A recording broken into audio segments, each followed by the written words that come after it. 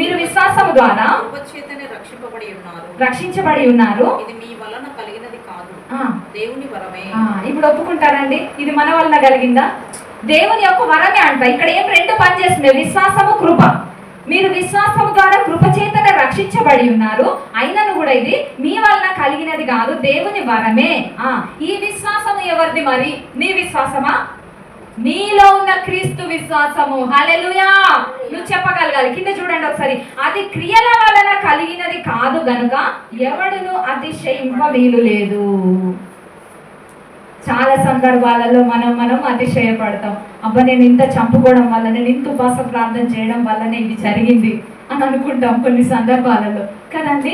ప్రియ సంగమా, నేనేం చెప్తున్నా అంటే, మనం ఉపవాస ప్రార్థన చేయడం తప్పు కాదు, మనము దేవుని సన్నిధిలో గంటల తరబడి గడపడం తప్పు కాదు, మోకాళ్ళ అనుభవంలో ఉండి ప్రార్థన చేయడము తప్పు కాదు. కానీ అక్కడ ఏం పనిచేస్తుందంటే ఆయన ప్రేమ, ఆయన కృప, ఆయన విశ్వాసం మన జీవితంలో పనిచేస్తుంది. అయితే ఇది మీ క్రియల వల్ల, మీ మంచితనం వల్ల కలిగినది కాదు, కానీ దేవుని వరమే. అందుకనే ఏ మనుష్యుడు అతిశయించడానికి వీలు లేదు అని అంటున్నాడు. హల్లెలూయా! అయితే ఇప్పుడు మనం అతిశయపడదామా? నా వల్ల అయిందని మనం చెప్పుదామా? లేదు, మనలో ఉన్న క్రీస్తు వల్ల అయిందని చెప్పాలి. హల్లెలూయా! నువ్వేమని చెప్పాలో తెలుసా? నాలో ఉన్న క్రీస్తు ద్వారా జరిగింది, నాలో ఉన్న క్రీస్తు విశ్వాసము ద్వారా నేను దీన్ని జయించిన అని చెప్పాలి. హల్లెలూయా! ఇదో ఉన్న క్రీస్తుని మనం రిఫ్లెక్ట్ చేయాలి. హల్లెలూయా!